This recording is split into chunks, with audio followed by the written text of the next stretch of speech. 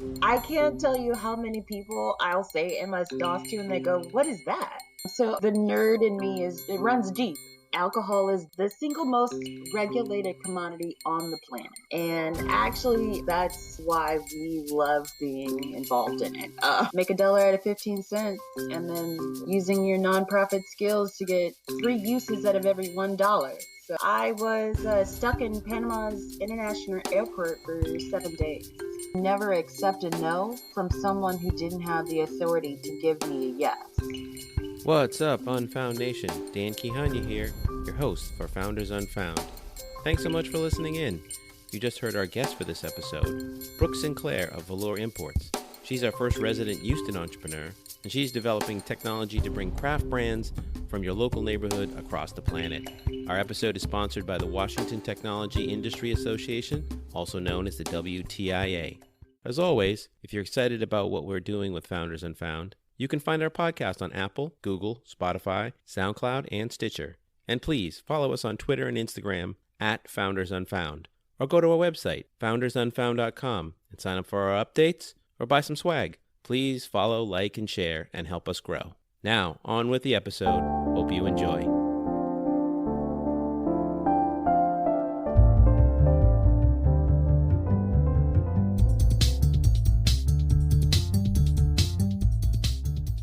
Hello, and welcome to Founders Unfound, spotlighting the best startups you don't know yet. We bring you stories of exceptional founders from underrepresented backgrounds. This is episode 7 on our series of Founders from African Descent. I'm your host, Dan Kihanya. Let's get on it. Today, we have Brooke S. Sinclair, founder and CEO of Velour Imports. Velour facilitates independently owned craft brands distribution around the world by way of direct relationships today and through a streamlined marketplace coming soon. Welcome to the show, Brooke, and thanks for making the time. Hi, Dan. Thank you for having me. Awesome. So let's start off with helping the listeners understand what exactly does Velour Imports do? Velour Imports is an online marketplace of beverages for the wholesale community. We are taking the digital platform and using it in the same similar fashion as Uber Eats, where importers in Latin America have a digital menu of selection of suppliers and manufacturers to choose from. And then they can watch their orders come towards them, just like when you watch your car come towards you on Uber Eats. That's pretty cool. And can you tell us some things about what areas you've been focused on and how big the business has gotten, or anything around the traction that you had so far? Yes. So we're still a slim team, a lean team of 4. We're concentrating on the Caribbean and Central America countries right now, but we're planting some seeds so we can move down to South America in the beginning of 2021, hopefully sooner. Nice. I imagine alcohol, which is primarily what you deal with, there's all kinds of rules, and you probably know more about sort of the import regulations and customs than the average person in that regard. Alcohol is the single most regulated commodity on the planet. And actually, I have to admit that that's one of the reasons why we love being involved in it. It's not an industry that many understand, and the legalities of it or how to balance those legalities is a unique trait, a rare characteristic, and we're very fortunate to have worked alongside the U.S. Department of Agriculture, the Foreign Agricultural Service, the Texas Department of Agriculture, and just a list of incredible government agencies that have helped us along the way. So we are uniquely skilled in that area. And I imagine this idea that your buyers can actually see where their shipments are matters a lot, particularly in a perishable commodity like beer and alcohol. If it's sitting on some dock or some boat, or it's stuck in some customs cage somewhere, that's going to make a big deal in terms of them getting the fresh product that they're probably expecting. Huge deal. And getting through customs, or not just locating it, but just actually the paperwork process something can be a little cumbersome. So that's why we're tightly working with those government entities. But a lot of that is transforming to online paper exchange. So a lot of the customs processes are already in the transformation of flowing online. Nice. Well, before we dive in more in the business, why don't you tell us a little bit about your background? Yes. So my background really is in logistics and transportation, supply chain management. My first career starting out at 19 was as a production stage manager. Like for the theater? Yes, actually, exactly. Wow. That has a logistics aspect to it, right? highly, highly logistics. I mean, you have to be able to load in, load out equipment, costumes, sound, stereo equipment. You have to do it correctly so that everything survives the trip. Completely. So, production stage manager and logistics. So, there's got to be some DNA in you that is super organized and methodical, which I admire because I am none of those things. Is there some sort of aspect of who you are that you sort of identified early and said, this is the place where I need to showcase that about me? I have to say, unfortunately, it's genetic. I just was born like that, really awesome. I come from a family of engineers. So my grandfather was a mechanical engineer. My mom was a computer engineer, and then my aunt is an electrical engineer. So tinkering is something we learned to do as children. I taught myself to code in the MS-DOS system, Windows DOS, back as a child, and I would play games through the DOS computer system. So the nerd in me it runs deep. Yeah, there you go. I mean, I guess you didn't have a choice. You couldn't become a singer or a soccer player or something. Not a good one. Well, that's great. I mean, I hear that story a lot, that our parents rub off on us, sometimes in ways we don't expect, and sometimes we don't necessarily welcome. But that's great to see that there's this heritage and there was support. And a shout out to MS-DOS. I mean, come on. Right. I can't tell you how many people I'll say MS-DOS to, and they go, "What is that?" And I just, oh, never mind. It was this thing right next to the phonograph. Yeah, right? We're the old people. I'll just go sit with them. Exactly. So you started in this production stage manager, which might have been probably really thrilling when you're young, and then you realize this is not a track to probably retiring 40 years from now, at least. And so how did you make the shift into business logistics? Actually, you hit the nail on the head. So the very last show I stage managed was at the Apollo Theater.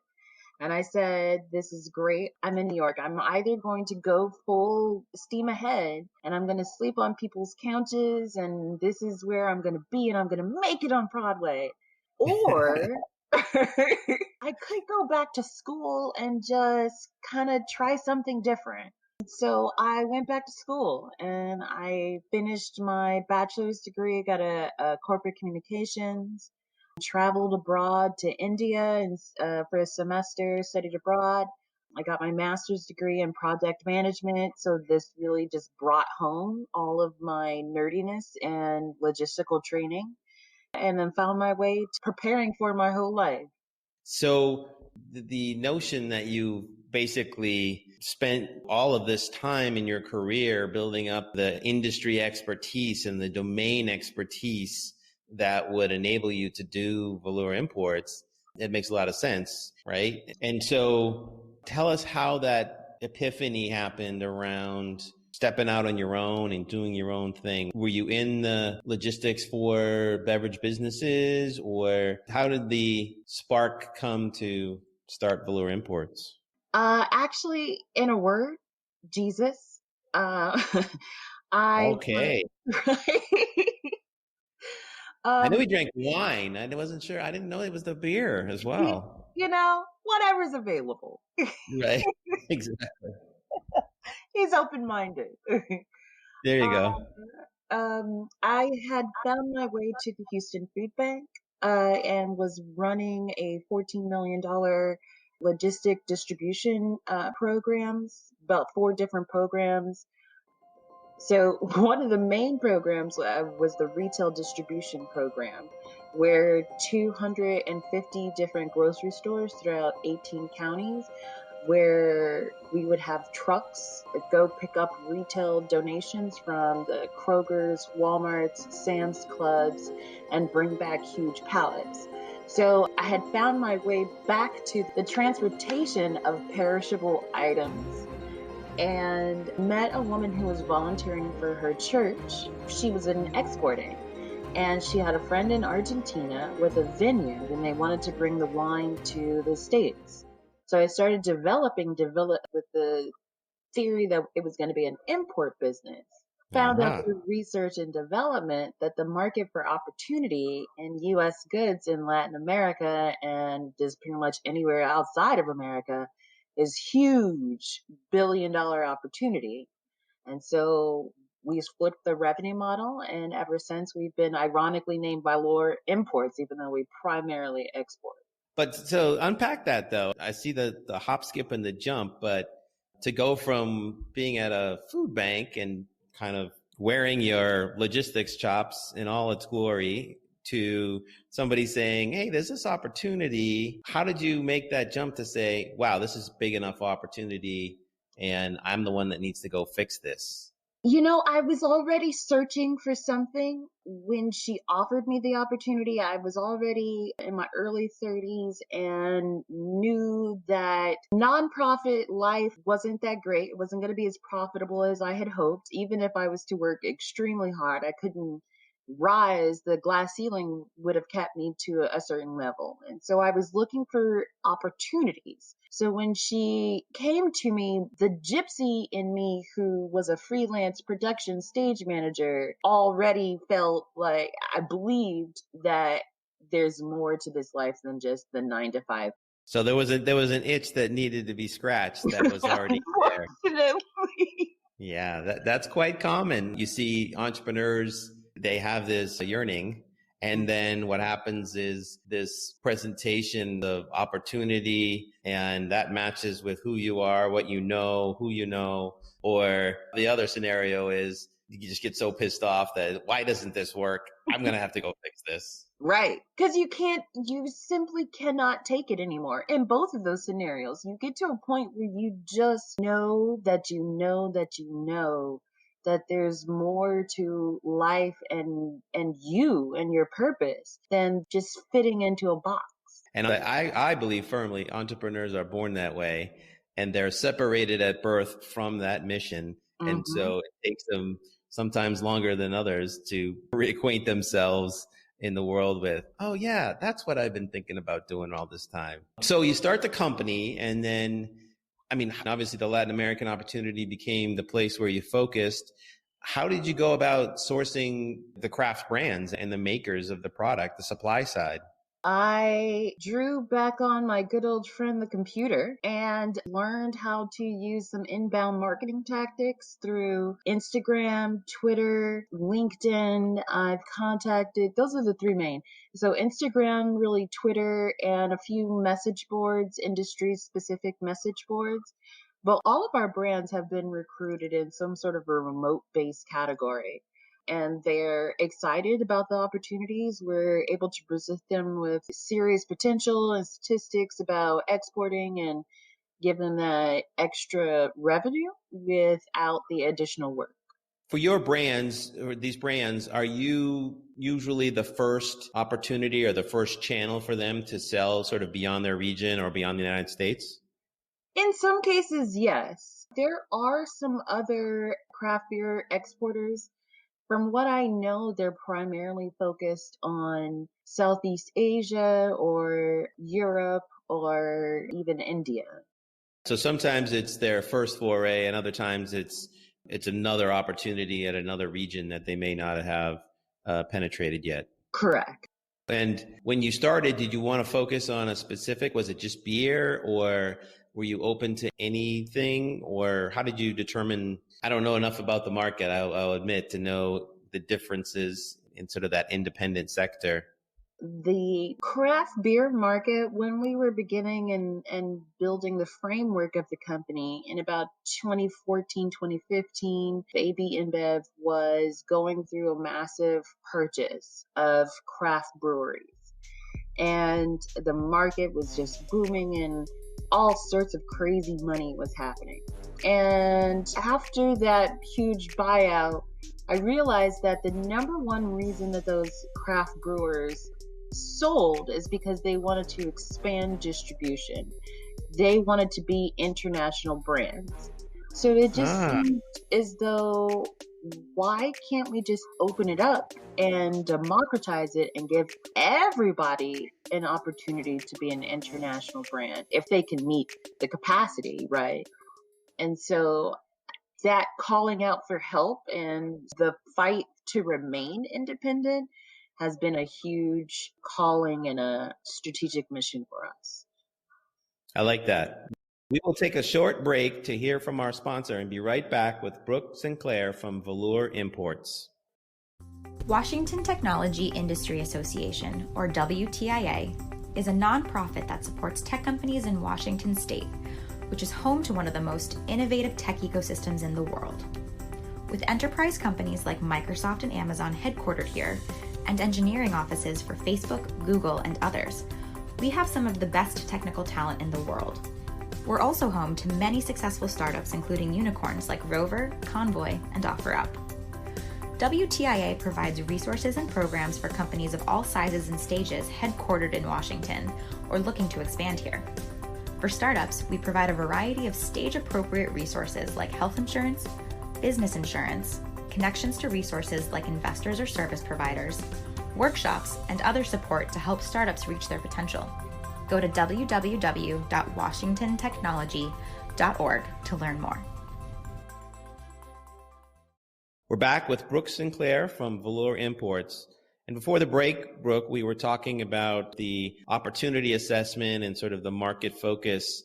And you mentioned, I like this idea that you could help think about how independent craft brewers could become international brands. And the idea that that doesn't have to come through rolling up into another company, but that you, through the power of technology, can basically introduce them beyond the shores of the United States.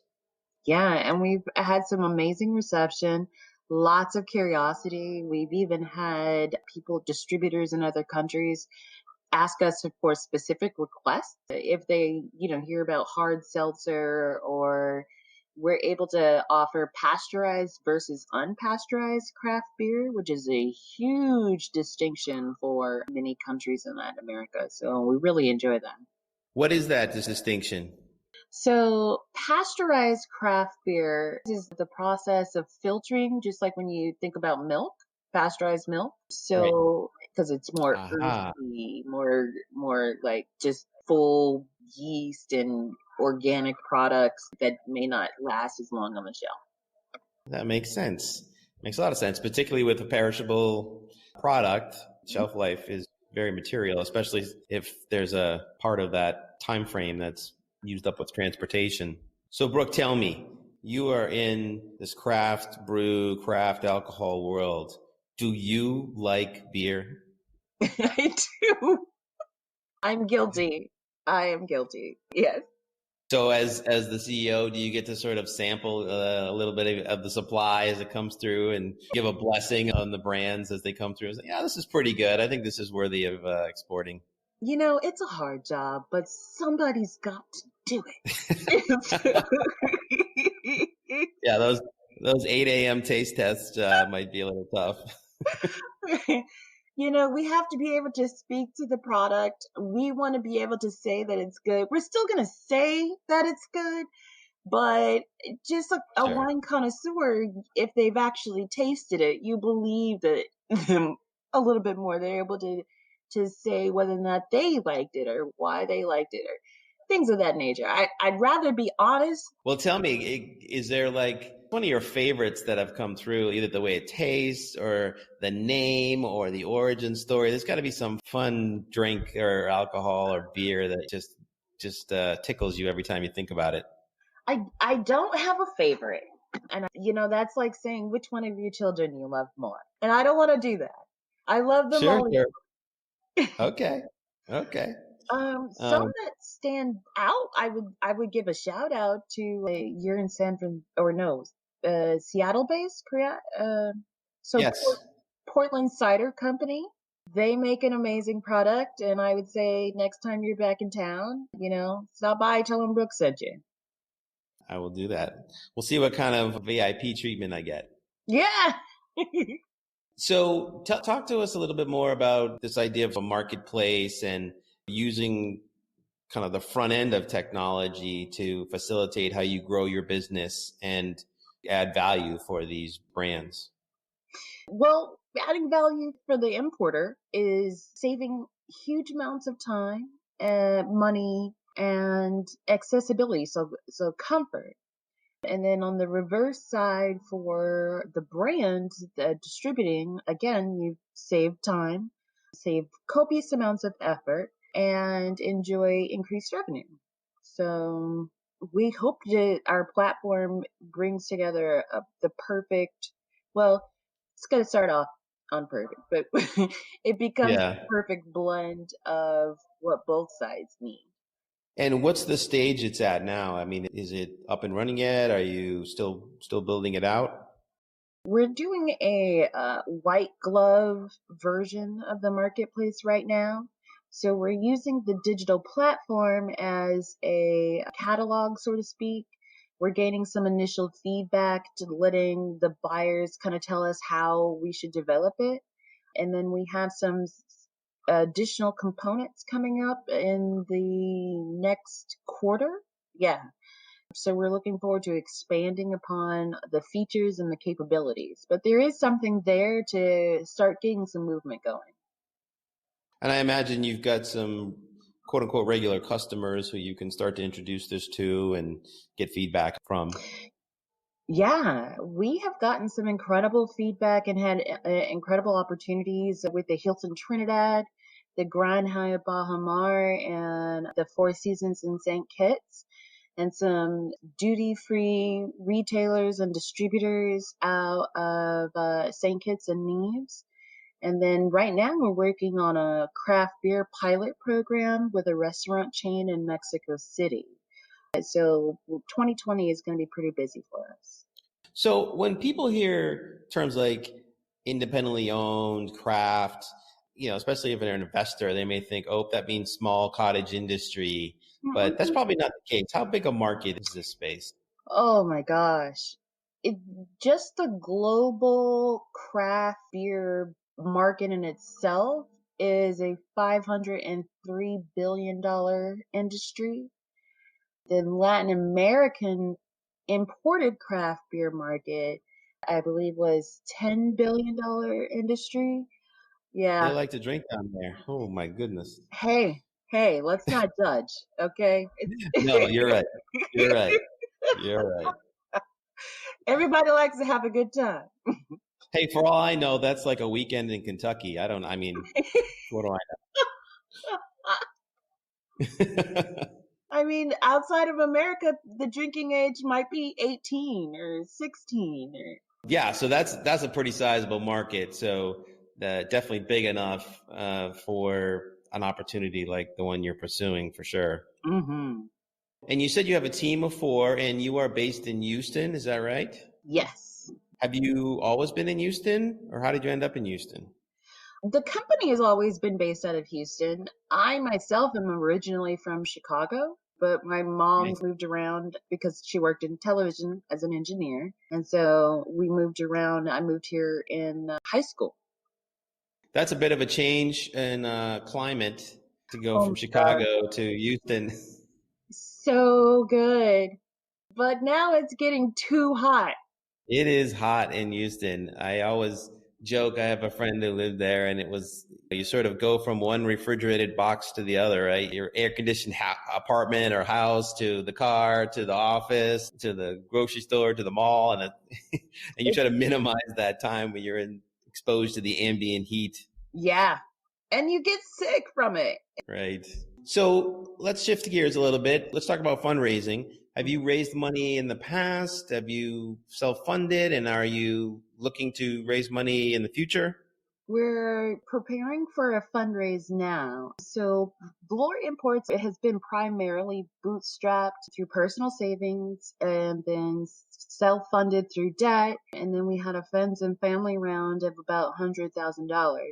So this will be our first external invite to bring investors in. I'm doing a seed round of $750,000, and we're reaching out to or strategically talking to a few companies right now. And I'm not sure, is there a investor community in Houston?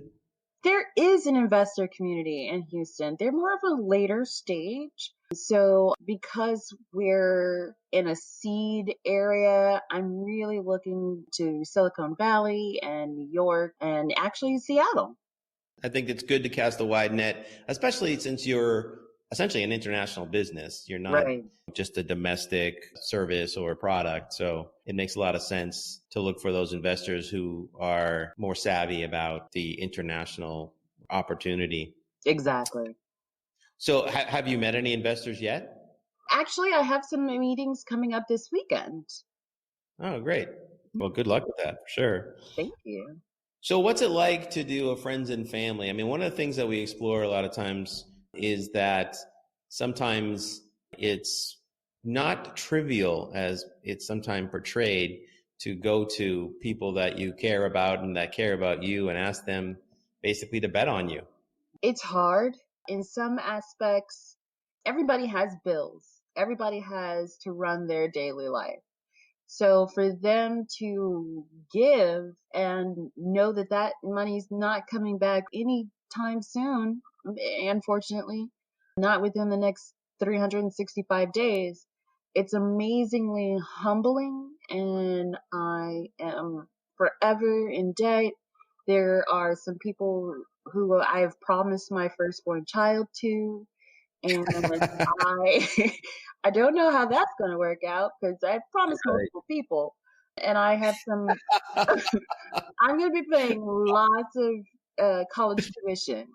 I think that's really an important aspect that people overlook. You know, I know for me, we were able to raise money, but you know, my friends and family are more of the position where they want me to give them money. Wholeheartedly. Yeah. And I'm working in nonprofit. I was already maximizing my nonprofit budget. So I didn't have a huge amount of savings. And it's been make $1 out of 15 cents. And then using your nonprofit skills to get 3 uses out of every $1. So that's good. We've actually had other entrepreneurs talk about being in the nonprofit world and it teaching you about making every dollar last. So it makes a lot. So you're looking to do this seed round. Is there specific milestones that you're trying to achieve once you raise that money?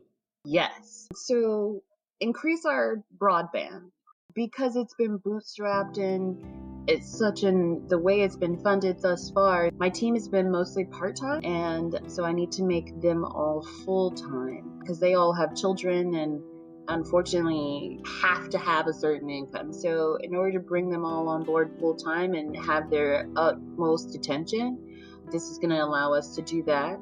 And that's going to expand our broadband and be able to help us increase sales and revenues, increase marketing, and just overall help reconfirm our credibility in Latin America. It certainly shows a lot of perseverance to pursue this business on your own dime for several years. So you have a very methodical approach to this, which is great and refreshing, actually. Thank you. We will take a short break to hear from our sponsor again and be right back with Brooke Sinclair from Velour Imports. Washington Technology Industry Association, or WTIA, is a nonprofit that supports tech companies in Washington state, which is home to one of the most innovative tech ecosystems in the world. With enterprise companies like Microsoft and Amazon headquartered here, and engineering offices for Facebook, Google, and others, we have some of the best technical talent in the world. We're also home to many successful startups, including unicorns like Rover, Convoy, and OfferUp. WTIA provides resources and programs for companies of all sizes and stages headquartered in Washington or looking to expand here. For startups, we provide a variety of stage-appropriate resources like health insurance, business insurance, connections to resources like investors or service providers, workshops, and other support to help startups reach their potential. Go to www.washingtontechnology.org to learn more. So we're back with Brooke from Velour, and we were just talking about her journey and the company's journey and where she's headed with hopefully a successful fundraise coming up shortly. Let's unpack Brooke a little bit. So in the course of 5 years, especially if you've been bootstrapping and you've mentioned some of the challenges of the logistics, has there been kind of a low moment in this experience? Yes, I was stuck in Panama's International Airport for 7 days. Wait, what? There was a moment where I was stuck in Panama and I couldn't get out. And don't fly Spirit. It's cheap for a reason. Yeah, I was stuck in Panama's International Airport for 7 days. And it was because of your flight got canceled? You got to tell us how that happened. 7 days is a long time. So they sent me messages saying that my flight had been rescheduled, but it turned out that they were rescheduling my connecting flight. So the original flight was still at 2 a.m. in that morning, but they kept telling me your flight got rescheduled to, I think, like 4:30 or 5 o'clock. So I just keep thinking of that movie with Tom Hanks where he's in limbo and he's, basically he's living in the airport. Was it like that? I literally watched that movie while I was there and learned tips on how to survive better. So yes. My mind is blown. That's amazing. So there must be people who were working there and they would see you every day. Like, is this woman flying back and forth to Panama every day? Or, I mean, you must have become conspicuous at some point. Panama Airport can't be that big. No. In fact, day 3, they were like, hey, you're still here. And I was like, yeah, I'm just, working it out. It's, they're like, okay. So yeah, a couple of days into it, I started making friends. They were like, hey, you're still here. Yeah. They probably wanted to take you home and say, have pity on you. Kind of. Yeah. So I assume that was on a business trip or it was in the pursuit of the company. Yes. So I had begun a 6-country sales trip. I had started out in Guatemala with the USDA and underrepresented secretary, Mr. Ted McKinney. The USDA had a really awesome trade mission in Guatemala. And I had was on my way leaving Panama and had gotten an awesome opportunity to explore the country, go out to David and see a lot of places, visit some craft breweries, visit with some distributors, and set up some meetings. And I was on my way to Trinidad, Antigua, St. Lucia, and the Bahamas, and had a little oopsie-daisy on my way out of Panama. Wow. So luckily for all of us, that didn't dissuade you from quitting or didn't encourage you to quit your startup right away. Yeah. And I think what happens a lot is, we're kind of joking about it, but I'm sure at the time it didn't seem very funny. But these episodes that happen when you're in the early stages of your startup can become sort of good anecdotes and folklore for when the company becomes successful. You can talk about those hopefully fondly. Yes. Has there been a highlight? Have you gotten recognition, or has there been like one big client that you've been able to land or anything like that? Man, we have been incredibly blessed. We've been able to network our way to, I mentioned before that we've had opportunities with the Hilton Trinidad, the Grand Hyatt Baha Mar, the Four Seasons in St. Kitts. The Small Business Association, the SBA, highlighted us as a success story. We got the STEP grant from the Texas Department of Agriculture, just graduated from the Houston Founders Institute. just had their first cohort. And so, now I have an international network of mentors and comrades. So yeah, we have been incredibly blessed. So tell us, Brooke, we all hear the stories and sometimes exaggerated, but not really, the challenges and hurdles that Black women founders face, at least in the tech community. Is there been some aspects of this journey that you could identify that particularly challenging or were even present because you are a Black woman founder? There are quite a few instances where the situation definitely was harder because I either was a woman or was African American or was an outlier in some respect. So having a unique sort of engineer mind, I tend to be a very literal person. Sometimes I might rethink, while somebody's speaking, I may look off because I'm really giving thought to their words. And, there are some things that are going to make some people uncomfortable. But I try to remind people you can't change for somebody else. You can't be taller or shorter for somebody else. So why worry about the things that you cannot change, like your skin color or the way you think, or if I have a cultural background, don't hide it to make other people feel comfortable, and be comfortable in other people's discomfort. Is that an approach you've always taken, or did you have to sort of learn that? Did you at first sort of try to make yourself fit in or change yourself, or have you always been sort of this independent person? No, I definitely try to fit in. I think it's human nature. Humans, we want to fit in. We want to be a part of a group, of a pack. And that's why things like solitary confinement are so hard. So yes, I definitely tried to blend in and tried to be like everybody else. But there were some lessons that I learned. I had to learn that level of being comfortable in other people's discomfort through this journey. Is there a particular example that comes to mind?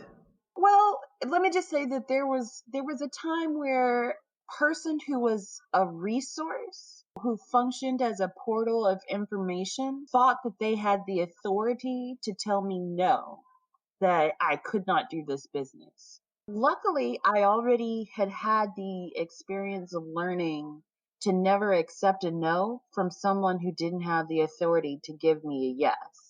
So understanding that person was there merely to represent information, whether that information be negative or positive, I'm paying you. You're not paying me. So why would I pay you to tell me that I can't do this? I always find that really interesting when there's an imbalance in that regard, when you're the one paying for something and somehow you have to ask permission, or you have to kind of pay somebody to tell you that you can't do something, or that you don't fit, or you don't pass. Do you think of yourself as a Black woman founder every day? That's a good question. I try not to. I think I'm reminded every day. It's not something that comes to my forefront. I don't necessarily just see myself, because somehow there's a negative connotation. Just even saying a Black woman founder, there's somehow a negative connotation. And I don't walk around with that negative connotation. I walk around thinking I'm incredibly awesome. And that seems to bother people. And you can't really tell people that you think you're awesome. Yeah, but I think you can live that way. And that's a great point about, I think this is one thing that folks who aren't from underrepresented backgrounds can't really appreciate, is that whether you are conscious of it or not, the world tries to remind you, sometimes subtly, but many other times in a very overt way.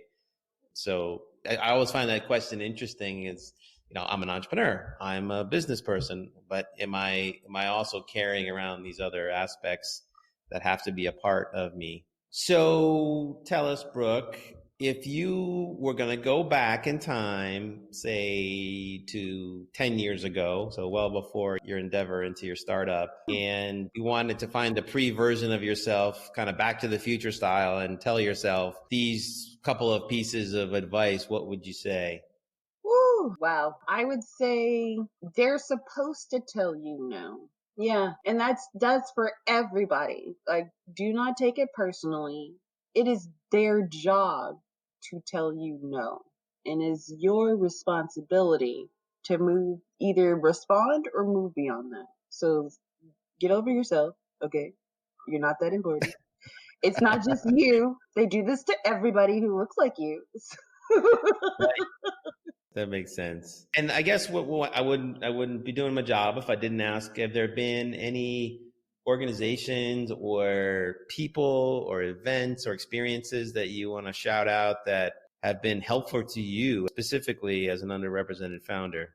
Right now, I'm in a week 4 of a 6-week training program. I'll be graduating in March 6th. And beyond that, I have applied to several things in South by Southwest, several pitch competitions. And so we're looking forward to be doing that in the month of March.